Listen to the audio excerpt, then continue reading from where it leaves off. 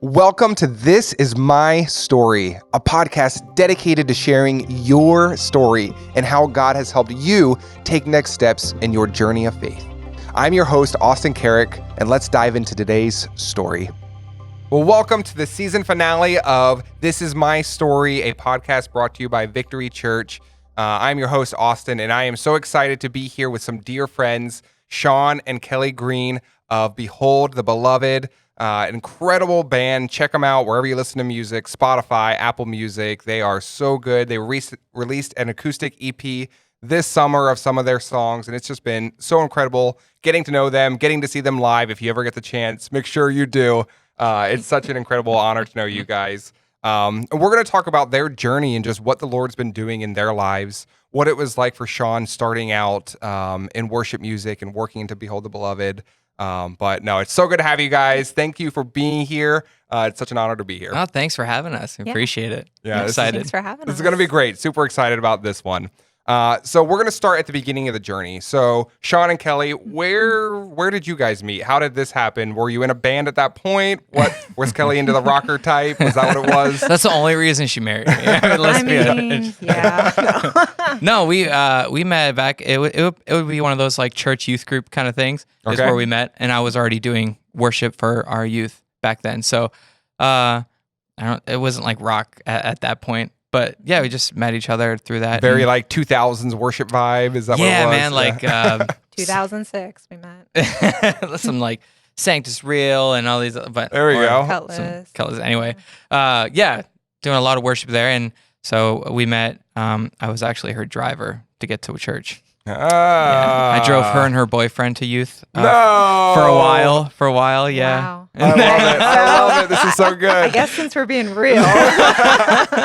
No, it was good. And that's like I said, I think that's why she married me. She's like looked on the stage, she's like, man, that's a man who just likes to worship him. Yeah. I need that. I want that. That's so good. Put a ring on it.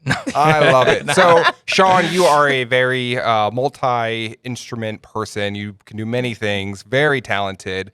At that point, what were you doing? What was your spot in the band? Acoustic, strictly acoustic. It was basically a worship at a church youth group Sunday mornings, and then I outsourced myself a little bit to some local churches.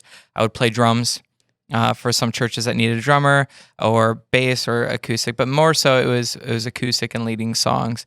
I just came to a point where like, I want to do this more than just a Sunday morning. Yeah. So yeah, it kind of was a segue into, getting into an actual band scene, I guess you want to say, in my life. Yeah.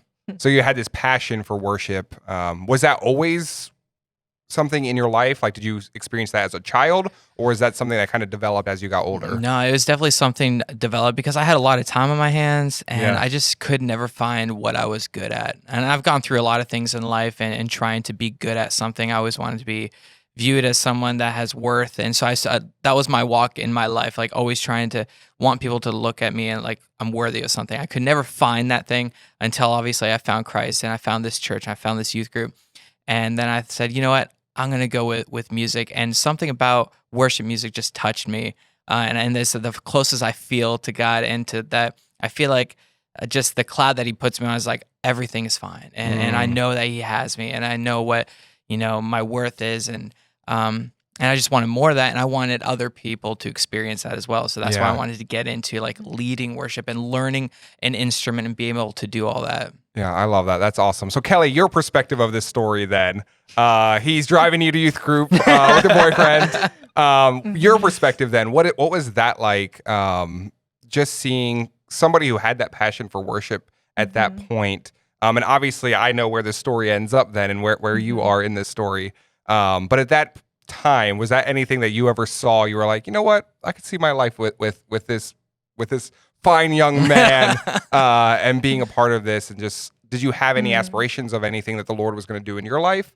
Or were you kind of just like, I'm a young girl and living my life?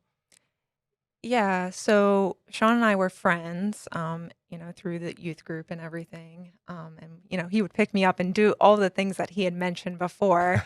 But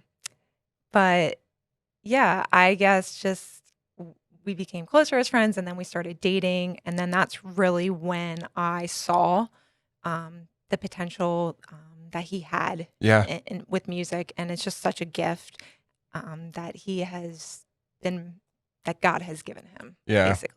Yeah. That's awesome. Yeah. That's so cool that you were able to be there from the beginning with all this too then. Yeah. All right, so you're doing church worship, you're playing drums. What's the first band, quote unquote? What's that first step then? So I got with a couple of people from the church I was at that I saw like that has some incredible talent. And I said, let's make a worship band that we can go to local churches and play on weekend nights or whatever and outsource ourselves. So we made a band called Obsession and did worship shows, and Kelly would come along to those, and we worked together and leading worship and praying for people and just doing all that kind of stuff. So that was a cool foot in the door. I mean, it wasn't like busy or anything, but it was just a cool experience, and I feel like God used that to teach me some things. Yeah. Worship on a Sunday morning is completely different. I mean, like doing stuff like this, there's always a business side. I mean, church and everything else, there's always a business side to something. So I got to learn a little bit about that and just learn how to like get in the grind and work hard. Yeah. So we go from Obsession, then I have an opportunity to play drums audition for drums for this band called Beyond a Call. And I really felt like God was just saying that, go do that. Like there was something about it, and I don't know how they got my information. I never outsourced myself as a drummer. I tried out for that, got it. We did a youth conference. The band was disbarring. Is that the right word? Disbanding On hiatus. A band disbanding. So this was their last show. And we did that weekend, and me and then some of the other guys really felt called to like, we need to keep doing this, but let's revamp it. Yeah. And then that's how Behold the Beloved was born. So during that year, I did a year playing drums for Behold the Beloved. And in that year, I left my job because I felt God calling me to music full time. Wow. So what a leap of faith. Yeah. Wow. Yeah. It was. What was that like then, Kelly? You're married at this point. Yeah. Where were you in that? Sean saying, hey, I feel the Lord calling me to this, to essentially quit my job to pursue this. Like, what was that like for you as a spouse in that scenario? Yeah, it definitely was a leap of faith. Yeah. But again, just kind of going back to seeing Sean and how God just really gave him this gift, and he worked really hard at it. And I was like, you know what? Why not? We're just going to trust him. And I can say, and maybe you remember this, like we always had our bills paid. We never went without. God was always faithful in those seasons because we took that step of faith. And those were some really special times in our journey together. It might have been like cool. Some of it was like sometimes the last hour, like the last day or whatever, and things would come through. That it came out of nowhere. So awesome. And it was difficult, but it was a time of learning and growing and knowing that finances are just finances, and God can provide no matter what.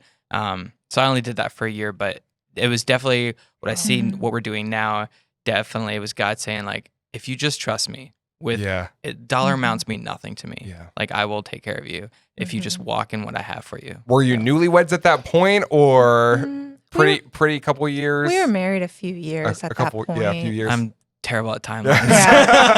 I'm like, okay. She's like, a couple years. Because no matter what, it's a huge leap, but especially being married just a few years or a couple years even, like just that faith to have in the Lord and being able to put that trust in him. That's incredible. All right, so Behold the Beloved starting up. You are drumming for this band at this point, or? I drummed for 1 year, Okay. 1 year, and the lead singer stepped down. And again, same thing. Me and one of the guitarists said, we really feel like God has something for this, so let's keep moving forward. So I actually then stepped forward as the lead. Yeah. Wow. So Kelly, where are you in this picture right now? What are you feeling? Are you as involved now as you are now in the band? What was your experience at this point like? So we had just come through that season of him being full-time music ministry. And so whenever he stepped forward, I just, again, really felt like, this was the right step for us. Yeah. And always supported him, always encouraged him. there was just never a doubt in my mind that this was not what he was supposed to be doing. So awesome it was to have really that peace cool. and assurance. Yes. It was really cool to see him go from drums to singing lead. Even though you were singing, he would do some harmonies on drums as well, but not quite the same as being the main voice. Yeah. So as the wife of a rocker, was it more, were you more like, ooh, the drummer, or is it now like, ooh, the singer? Well, they weren't really rock at that point. Okay. I mean, right? Still is that, worship, we're still like, more is that fair to worship say? tone. Worship, Yeah. loud worship tone, you know? Yeah. If that's fair to say, because you definitely did more this is youth 10 years ago. groups. Yeah. 10 years ago. So worship that you experience now to worship that you experienced 10 years ago is definitely different. Yes. Very much. Very different. Very yes. different. Yeah. Exactly. Oh, no, that's awesome. So really trusting in God in all of that. What was next then? So you start lead singing for the band and the group. The music tone is starting to shift. So what was that like?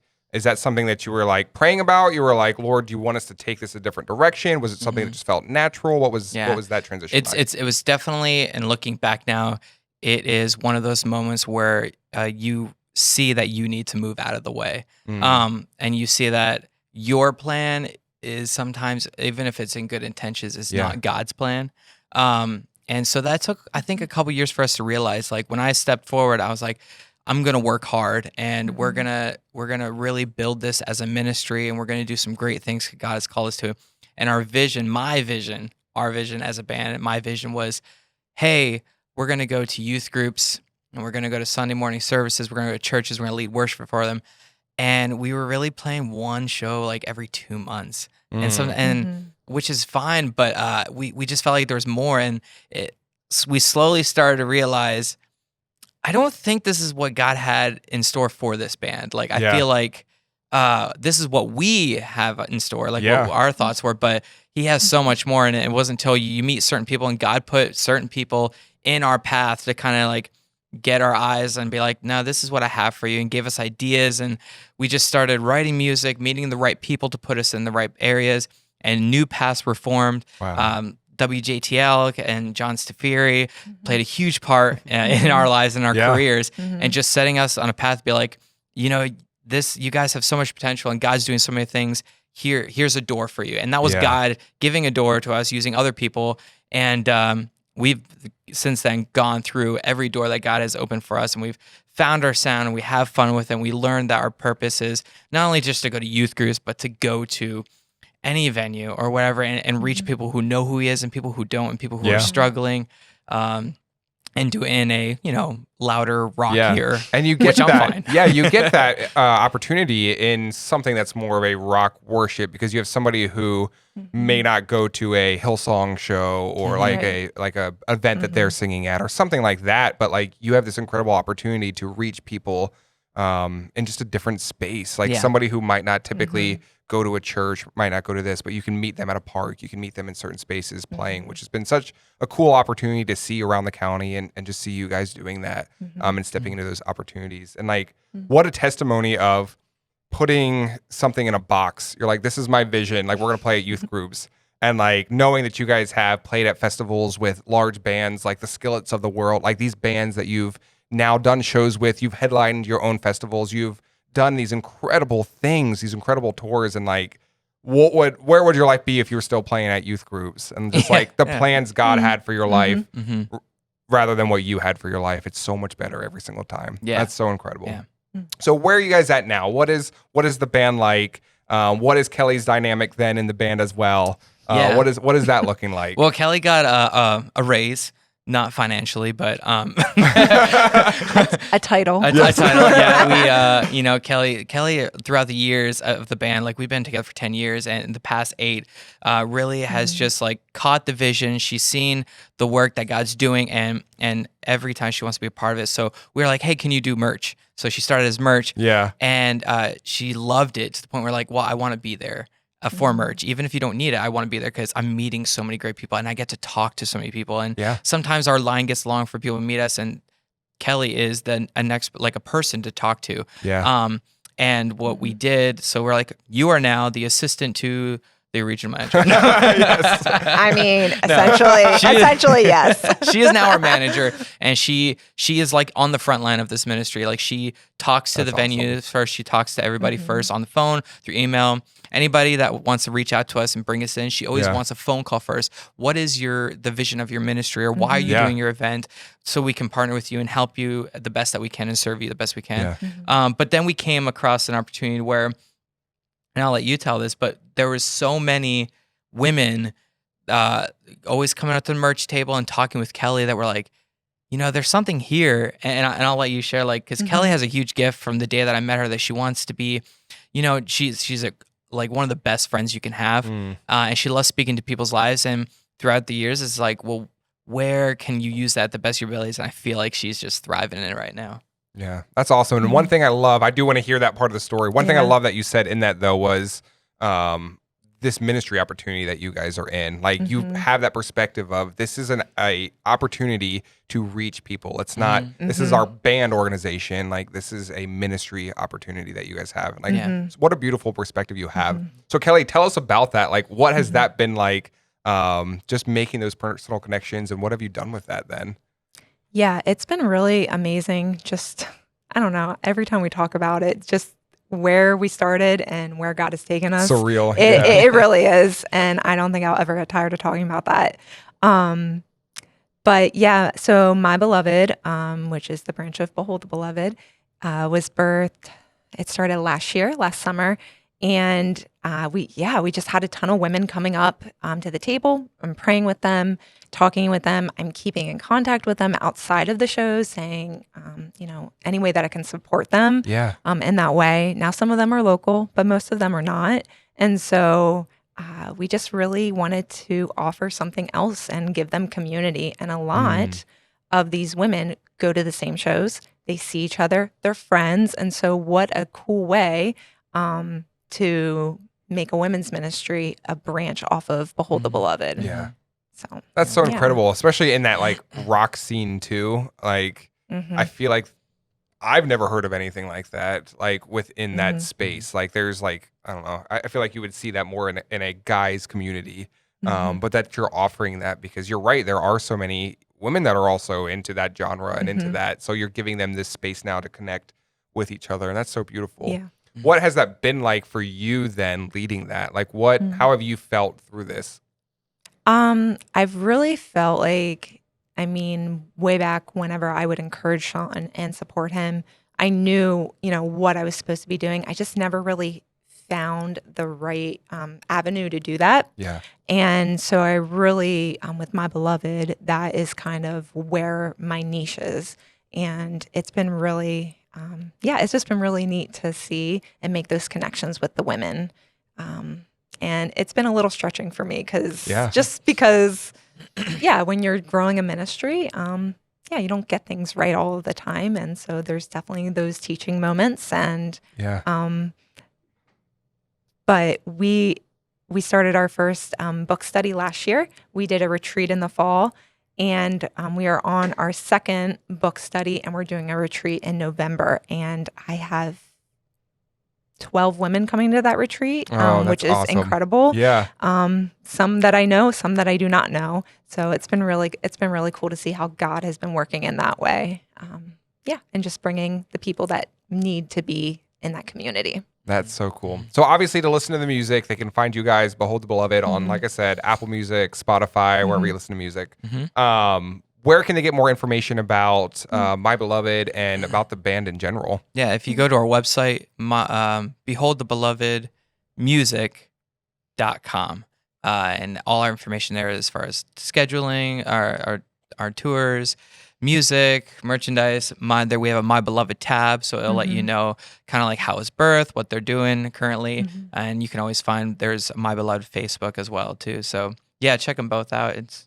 That's awesome. So there's a Facebook community for My Beloved then, for people to interact, for ladies to interact then. There is, and there's actually a prayer group as well that is just strictly for the women to join. It's private. Anything that is shared in there is kept in there, and so we just put it in there to pray over. And actually, Sean and I have some prayer boards at our house that anytime that we meet people on the road, we write it down and we pray over it as a couple and as a band. Oh, so it's really, really important to us. I love that. That's incredible. So what's next? What's the next adventure for Behold the Beloved? Oh man. I mean, it's kind of like we will say it forever and ever. It's surreal, the things that we get to go to and do, Germany, all these other things that we've been a part of. But right now, at this moment, we are headed to Nashville to record our third record with some pretty awesome people. Heard it here first, the exclusive, the leak.